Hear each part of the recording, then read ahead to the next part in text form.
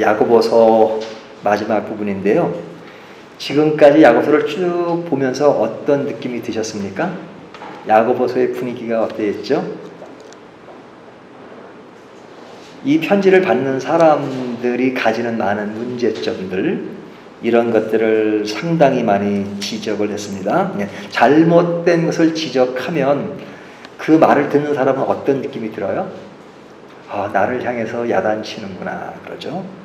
내가 아무리 잘못을 해도 나를 향해서 질책을 하면 그것이 이렇게 썩 기분 좋지는 않죠. 야단 맞는 것이 좋은 사람이 어디 있겠어요?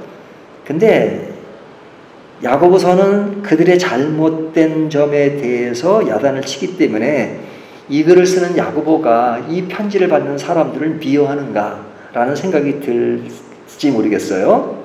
하지만 야고보가 이 편지를 받는 사람을 미워하면서 이 글을 쓸 리는 없죠. 그들을 어떻게 했어요? 절대 미워한 것이 아니고 사랑했죠.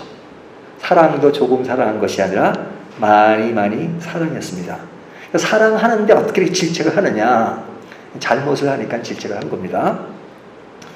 사실 사람 간에도 잘못을 하면 질책을 하려고 해도 그 사람이 상처를 너무 잘 받기 때문에 상처받는 것이 두려워서 질책을 못할 때가 참 많잖아요. 그래서 표현을 달리 할 때가 많습니다. 하지만 사실은 질책하는 사람이나 질책을 받는 사람이 모두 건강하다면 때에 따라서는 격려, 때에 따르는 질책, 이것이 잘 어우러지는 것이 건강한 것입니다. 하지만 질책할 수 없는 상대방을 가지고 있다면 그것은 굉장히 슬픈 거죠. 약한 차원이니까요.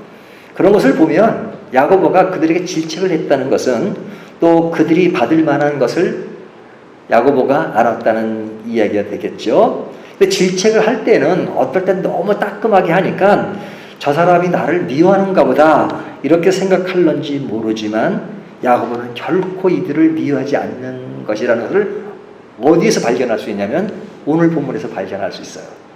우리가 옛날 군생활하면요, 유격을 받아요. 유격훈련. 그러면 유격훈련 받을 때 조교들이 빨간 모자를 쓰고 있으면 겁이 나거든요. 그리고 굉장히 악랄하다는 생각이 들어요. 그래서 굉장히 굴리고 힘들어요. 하지만 제일 마지막 날 끝날 때가 되면 그 조교가 싹 표정이 바뀌면서 굉장히 부드럽게 대하는 것을 볼 수 있어요. 그럼 끝날 때가 됐구나. 그러니까 훈련이니까 그렇게 빡세게 돼야지 실제 마음은 그렇지 않다는 것을 표현하는 거죠. 야고보도 마찬가지입니다. 지금 뒷부분에 가서 굉장히 부드러운 어조로 마무리를 하는 겁니다. 그러니까 지금까지 한 이야기들이 너에게 질책을 한 것이지만 그러나 미워서 한 것이 아니라 사랑해서 하는 것이다.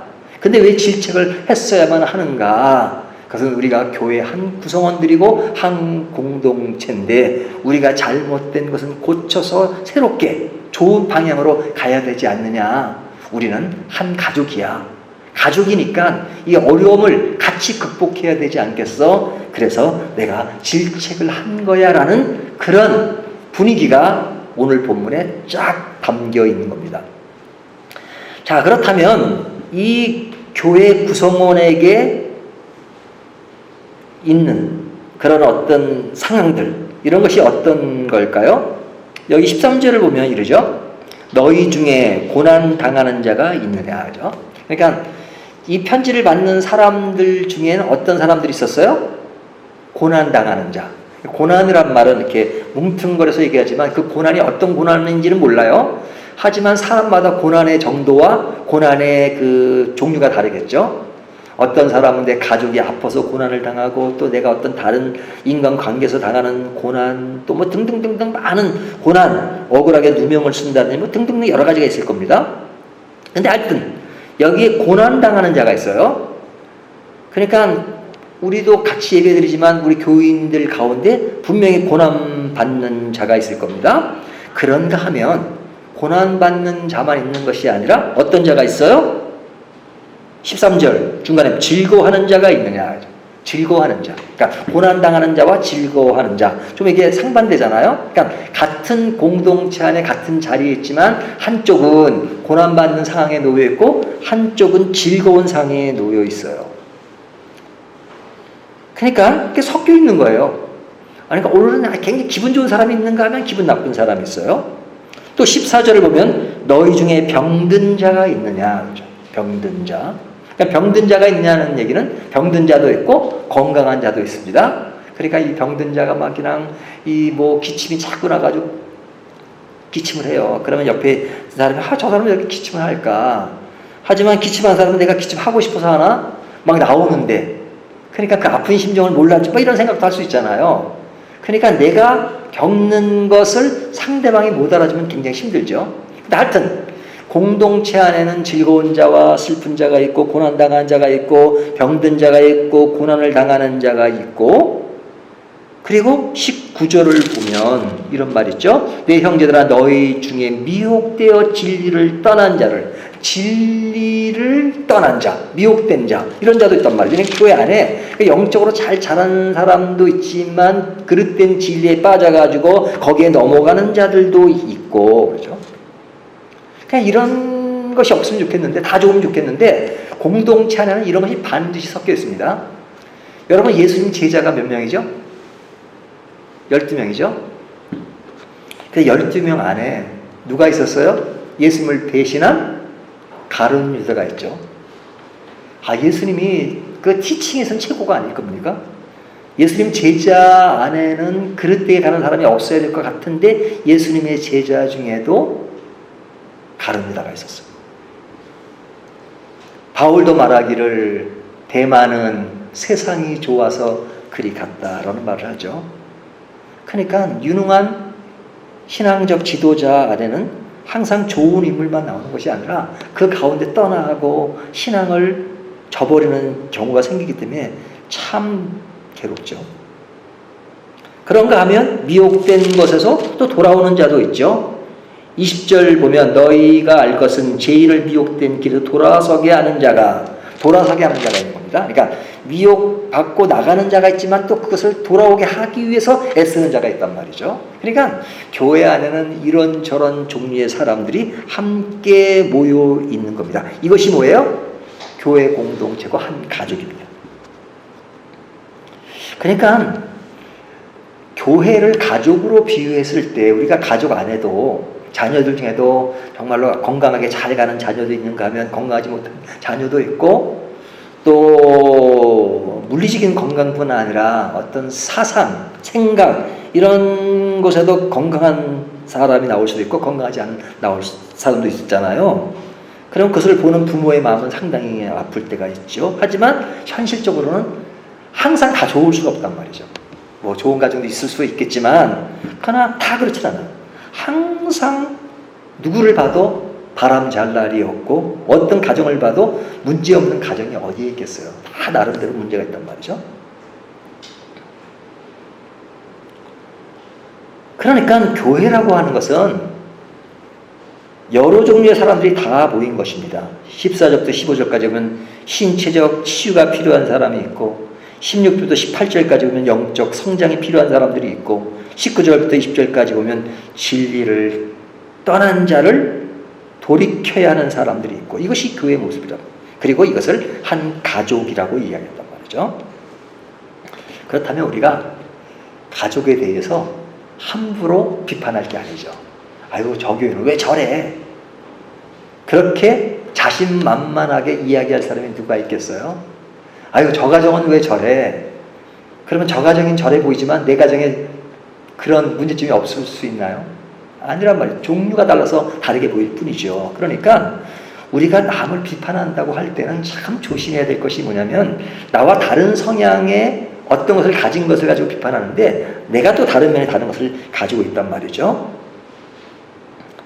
그래서 우리는 항상 이런 인간이 완벽하지 못한 상태로 모여진 것이기 때문에 항상 그런 속에서 두 가지를 잘 조정하며 살아야 돼요. 완전하지 않아요.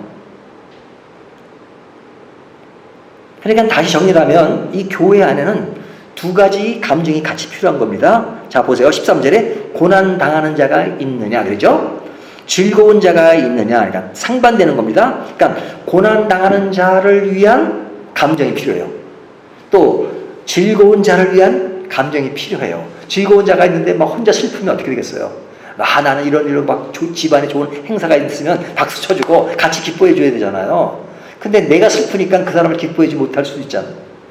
또 어떤 사람은 굉장히 슬픔에 빠져 있는 사람도 있단 말이죠. 그래서 오늘 본문은 두 가지를 다 얘기해요. 고난당하는 자가 있느냐, 즐거워하는 자가 있느냐. 그럼 하는 말이 고난당하는 자를 위해서 뭐라 그래요?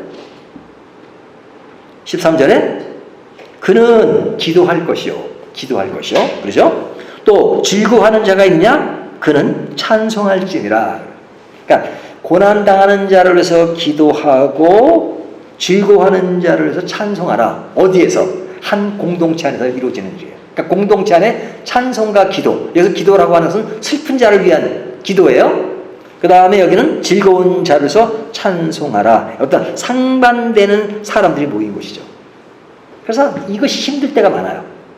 그렇죠? 오늘 우리 교회가 다 동시에 똑같이 다 기쁘면 좋은데 기뻐할 때 슬픈 자가 있고 그러니까요. 그러니까 교회 안에는 다 이런 게 많아요. 가난한 자가 있는가 하면 부자가 있고, 남자가 있는가 하면 여자가 있고, 젊은 자가 있는가 하면 늙은 자가 있고, 배운 자가 있는가 하면 배우지 못한 자가 있고, 건강한 자가 있느냐 하면 건강하지 못한 자가 있고, 시험에 붙은 자가 있는가 하면 시험에 떨어진 자가 있고. 그렇잖아요. 입시철이 되면 다 붙나요? 교우들과 떨어진 집안도 있고 붙은 집안도 있고. 그래 붙은 집안에서만 그냥 막 이렇게 축하해 줄 수도 없고 또 떨어진 사람에서 또 격려가 필요하잖아요. 그러니까 이 모든 것이 참 애매할 때가 있어요. 하지만 그것이 현실이다 이거죠. 현실. 교회는 이렇게 상반되게 모여진 것들이다 이거죠.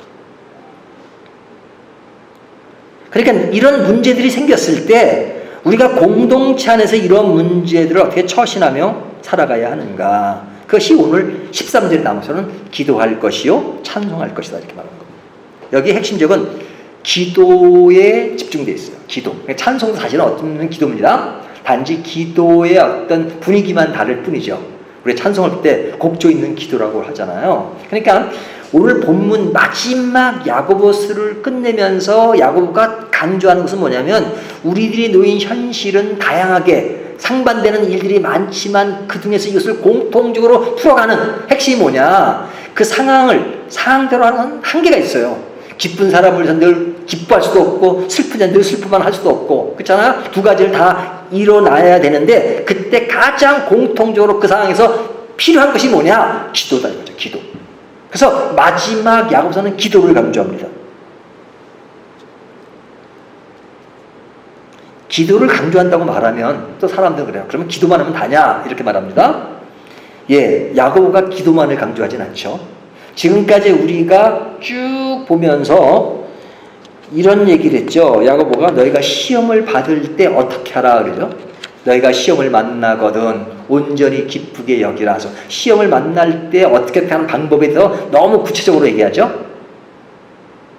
물론 그 중간에 기도하란 말이 있습니다. 하지만 시험을 만날 때 너희는 온전히 기쁘다고 생각하라. 그 생각이 안 되면 인간의 한계를 생각하고 하나님이 어떤 분인가를 생각하고 그 다음에 꽃이 떨어져 태양이 있을 때 떨어져 사라지는 것을 보면서 인생의 한계를 등등 다양한 그 극복하는 방법을 이야기하잖아요.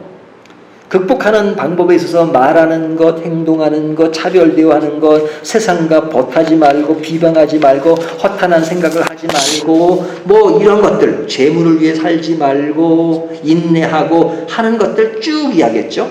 그러니까 이런 많은 삶 속에서 풀어야 되는 이야기를 엄청 많이 한 겁니다. 이런 얘기를 하고 나서 기도하라 이렇게 얘기하죠. 물론 중간중간에도 기도란 말이 나오지만 그러니까 야고보는 기도만 하라고 말하지 않아요. 여러 가지 상황에 대한 설명을 다 하면서 지금 기도하라는 이야기를 합니다. 그렇다면 야고보가 말하는 기도라는 것이 뭐냐? 야고보가 말하는 것은 기도만을 얘기하는 것이 아니고 또 상황만을 얘기하는 것이 아니라 두 가지를 잘 이야기하는데 사실은 기도가 가지는 그 위치, 정도 이것이 어떤 것인가를 얘기하는 겁니다. 자, 한번 이런 질문을 드려볼까요? 몸이 아프면 병원에 갑니까? 기도합니까? 자, 질문이에요. 몸이 아프면 병원에 가야 합니까? 기도해야 합니까? 질문 자체가 어리석은 질문이에요. 하지만 우리가 좀 더 이해를 돕기 위해서 한번 말도 안 되는 질문을 해보는 겁니다. 자, 몸이 아프면 병원에 가지 말고 기도만 해야 된다라고 주장한다면 어떻게 생각하세요? 그것은 좀 약간 좀 신비적인 현상인 거죠. 그렇죠? 어떤 사람은 무슨 기도, 병원에 가야지, 기도 필요 없어, 병원에만 가야. 그러면 이 사람은 뭡니까? 너무 현실적인 차원, 기도가 마치 그냥 어떤 삶과 연결되어 있지 않는 것을 생각하는 거잖아요. 그러니까 정답을 얘기하면 이렇게 얘기할 수 있어요. 병원에도 가고 기도도 하고. 아, 그러면 병원 가는 거 반, 기도하는 거 반, 이렇게 생각할지 모르잖아요. 하지만 기도의 영역이라는 것은 모든 것은 반이 아닙니다. all of them, 모든 것이 전부예요. 그럼 왜 병원에 가야 되느냐? 뭐 이런 생각하지만 우리 이런 그런 수치적으로 말할 수 있는 이상을 생각하는 것이 신앙이죠. 자, 하나님이 우리의 삶 속에서 우리가 행해지는 모든 것을 할 수 있도록 하십니까? 그리고 의사도 만드시고 뭐 약사도 만드시고 다 하나님이 은사를 주고 하신 거잖아요. 그럼 병원에 가는 것은 당연해요. 그러면 당연한 것을 하면서 기도하라는 것이 뭐냐? 좀 이따 말씀드리겠습니다. 좋은 학교 가려면 공부를 열심히 해야 됩니까? 기도를 열심히 해야 됩니까? 이것도 똑같은 질문. 공부도 열심히 하고 기도도 열심히 해야 된다. 공부를 안 하면서 기도만 하는 사람, 어떤 사람은 그런 간증하는 것들을 들었어요. 저는 공부를 하지 않았습니다. 근데 하나님께서 특별히 역사하셔서 제가 시험을 보는데요. 눈을 딱 감으면 1번 문제를 보고 눈을 감으면 1번에 4 딱 나오더라고요. 그런 간증을 제가 들어본 적이 있어요. 글쎄, 그분은 특별히 하나님이 역사하셔가지고 공부 안 해도 그렇게 해주는 것이 있는지 모르지만 그거를 객관화시키면 괜히 큰일 납니다. 뭐 그 사람은 그럴런지 모르겠어요. 글쎄, 난 모르겠어요. 하나님이 특별히 그렇게 하셨는지. 그러나 그 사람 혼자는 그렇을지 모르지만 개인적인 것을 객관화시키면 된단 말이죠.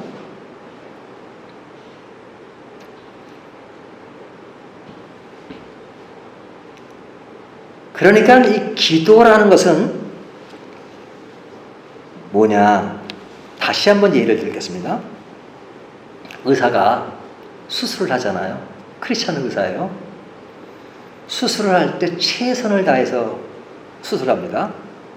최선을 다해서 수술합니다. 그리고 기도합니다. 하나님, 제가 수술을 최선을 다해서 했지만 낫게 하시는 분은 하나님이십니다. 낫게 해주십시오.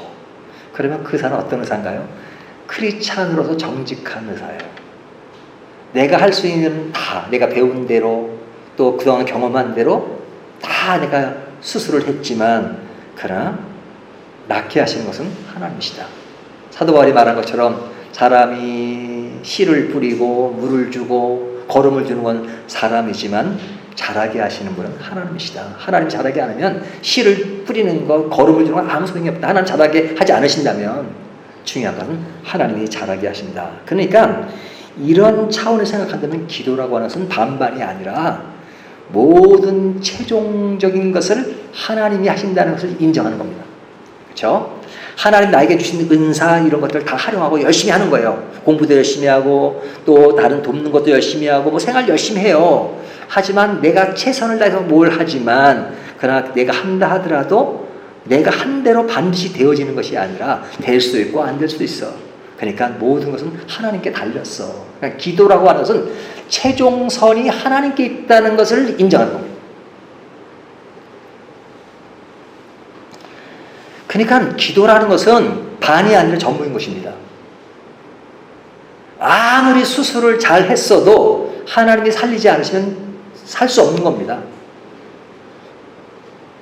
수술은 잘 못했지만 하나님이 살릴 수 있는 거니까요. 그러니까 기도라는 것은 의미는 뭐냐면 모든 영역이 하나님 안에 있다. 그것을 인정하는 겁니다. 모든 영역은.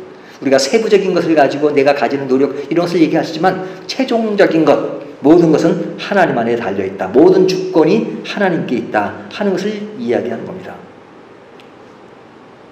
그러니까 야고보가 말하는 기도라는 것은 단순히 무릎을 꿇고 기도하는 정도로만 끝나는 것이 아니다. 당연히 무릎을 꿇어야죠. 예? 무릎을 꿇어야죠. 하지만 삶 자체가 기도여야 된다 하는 것을 전제로 하는 겁니다. 삶 자체가 기도. 삶 자체가 기도라니까 또 실제 무릎을 안 꿇는 것은 아닙니다. 저는 저희 아버지에 대해서 늘 미안한 생각이 드는 게 뭐냐면, 저희 아버지는 참 기도를 많이 하시는 분이에요. 그러니까 뭐 밤 11시에 무릎을 꿇고 그냥 새벽만 뭐 3시, 4시까지 계속 밤을 새서 기도하시는 것들을 제가 많이 보고 그렇게 기도를 참 많이 하셨어요. 근데 저희 아버지가 저를 볼 때는 신학교를 다니는데 별로 기도를 안 하는 것 같아요. 그러니까 저희 아버지 한 번은 질문하더라고요. 야, 세일아, 네? 너는 기도를 하루에 몇 시간이나 하냐? 근데 그 질문 받을 따끔했어요. 왜냐면 분으로 얘기하는 게 아니라 시간으로 얘기하니까 몇 분 기도한 이게 아니라 하루에 기도를 몇 시간 하냐? 아무리 짧아도 1시간인데. 그러면 아유, 아버지 제가 부족하니까요. 기도 참 많이 못해요. 기도 열심히 해야 되겠죠. 아버지가 좋은 본을 보여주시는데 열심히 기도하도록 하겠습니다. 이렇게 했어야 되는데 그때만 해도 굉장히 거만하고 교만했던가 봐요. 제가. 아버지, 저는 기도를 24시간 합니다. 기도가 제 삶이거든요. 그러니까 저는 24시간 합니다. 제가 쓰고 쓰시더라고요. 근데 그때는 명답이라고 생각했어요. 지금 그때는 제가 이게 명언이다, 명답이다, 최고의 답을 냈다 내가. 근데 전 아버지가 돌아가시고 지금 생각해보면 참 내가 참 철이 없었다. 철이 없었다. 왜? 기도는 삶인 것은 당연하죠. 하지만 삶이기 때문에 무릎 꿇는 것을 거절하는 것이 아닙니다. 그럴수록 더 무릎을 꿇어야 되는 거죠. 야고보는요, 낙타 무릎을 가졌다 그래요. 얼마나 기도를 많이 했는지, 기도를 많이 했는지. 삶의 기도가 중요하지 않다는 것을 모르는 것이 아니라 삶의 기도가 중요하다면 실제적으로 무릎을 꿇고 기도하는 것이 중요하죠. 지난주에 웨슬레 얘기했잖아요. 서양 사람에도 그가 얼마나 기도를 많이 했으면 나무가 패였을까. 그러니까 지금은 그런 말 못해요. 제가 제 인생의 24시간의 기도입니다. 순간순간 기도하고 하나님께 부르짖고 무릎을 꿇고, 삶의 기도도 중요하지만 내가 삶의 기도가 중요한 만큼 내 인생에서 실제로 무릎을 꿇고 하나님을 향해서 읊조리며 외치며 간구하며, 그런 것이 진정한 기도의 모습이 아닌가라는 생각이 듭니다. 그러면서 뭐예요? 하나님의 뜻을 헤아리는 것입니다. 하나님의 뜻을 헤아리는 것. 기도란 어떤 것이죠?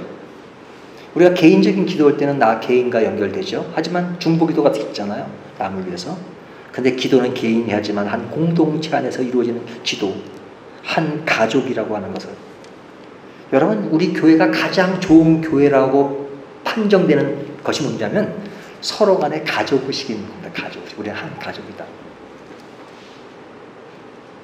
한 가족으로서 하나님을 주인으로 모시고 아버지로 모시고 한 가족이 엮는 힘. 팀워크이죠. 팀워크. 팀워크 이루어지는 겁니다. 그렇죠? 우리가 운동 경기 하면 팀워크로 이루어지는 경기들 보면 혼자만 잘해도 되는 게 아니잖아요. 팀워크.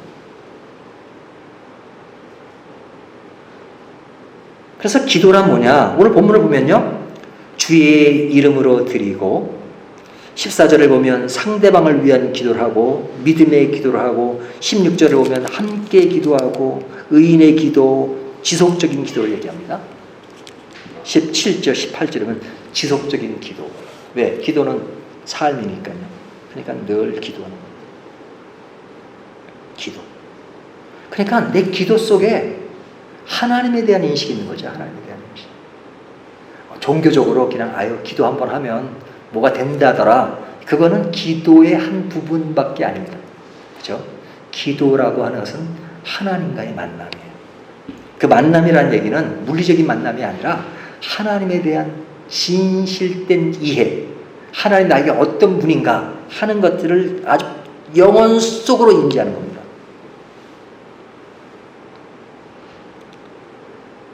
그래서 살아있는 기도라고 하는 것은 하나님을 인식하는 거예요. 오늘날 우리가 이런 말들을 많이 하잖아요. 노래를 부르는 사람, 가수를 향해서 야, 저 사람 노래는 잘 부르는데 영혼이 없어. 영혼이 없어. 저 사람 시를 잘 쓰는데 그 시에는 영혼이 없어. 아, 저 사람은 노래가 완벽하진 않은데 그래도 영혼이 있어. 뭐 이렇게도 하잖아요. 저 사람 시는 문체는 조금 떨어지는 문제야. 그러나 살아있는 영혼이 있어. 그러잖아요. 영혼이 있는 기도란 뭐냐? 하나님에 대한 인식이 있는 거죠. 하나님에 대한 인식. 하나님. 저 사람이 하나님을 저렇게 사랑하는구나. 하나님 없이는 못 사는구나. 하나님이 최고의 가치구나. 최고의 목표구나. 하나님이 있으니까 인생을 극복하고 살 수 있는 것이구나. 하나의 종교적인 차원에서, 하나의 예의 차원에서 그런 기도가 아니라, 기분으로 하는, 종교적으로 하는 그런 기도가 아니라 그 이상으로 하는 기도. 영혼이 있는 기도, 생명이 있는 기도, 하나님을 사랑하는 기도. 그렇죠?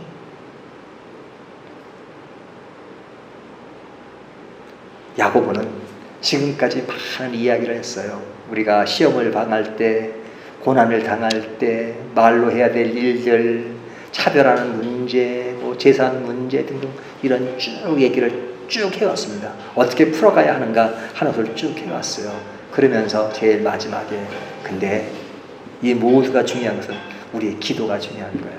기도.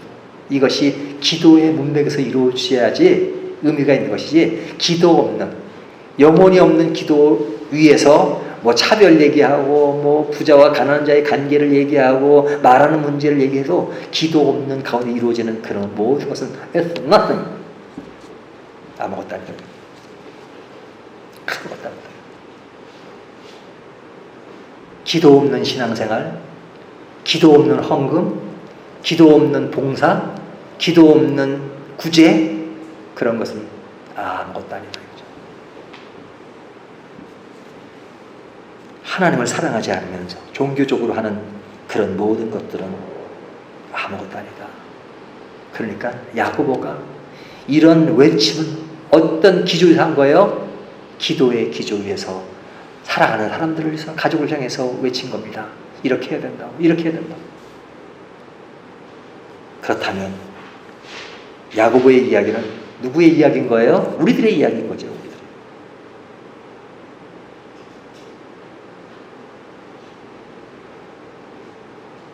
자녀들이 부모가 나를 사랑하는데 정말로 진짜 사랑하는구나, 그 마음을 이해하면 그 속에 감동이 있는 거잖아요. 그렇죠? 그것처럼 마지막 야고보는 그런 감동을 선사합니다. 왜? 기도 위에서 이루어지는 일이기 때문에. 그래서 이런 기도는 어떤 능력을 발휘할 수 있는가? 야고보는 아주 구체적으로 얘기해요. 병든 자를 낫게 하고 죄를 사하고 역사하는 힘이 있다, 이렇게 말하잖아요. 기도가. 왜?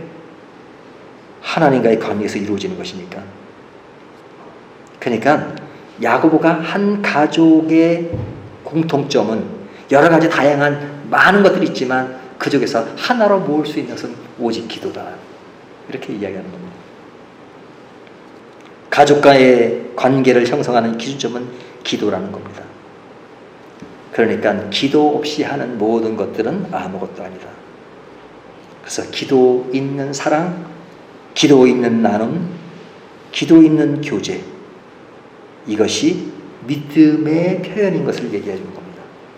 그러니까 야고보가 제일 마지막에 야고보서를 마무리하면서 이 모든 것은 기도 안에서 이루어진 것이다, 이루어져야 하는 것이다, 그래서 값진 것이다, 그리고 너희를 사랑하는 것에서 이루어진 것이라고 마무리를 하는 겁니다. 자, 그렇다면 이 말씀을 우리에게 어떻게 적용해 볼 수 있을까요?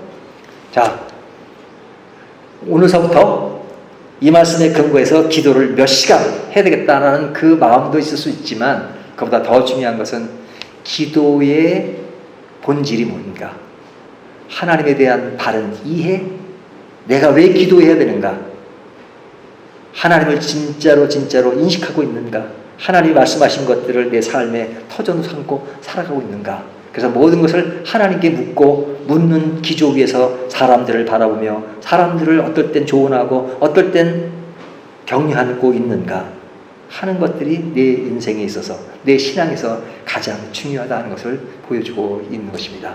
오늘 이 말씀을 가지고 우리가 이런 것으로 더욱더 넉넉하고 더욱더 넓고 더욱더 자유로우면서도 핵심 있는, 영혼 있는 믿음의 삶을 함께 나가기를 주님의 이름으로 축원합니다.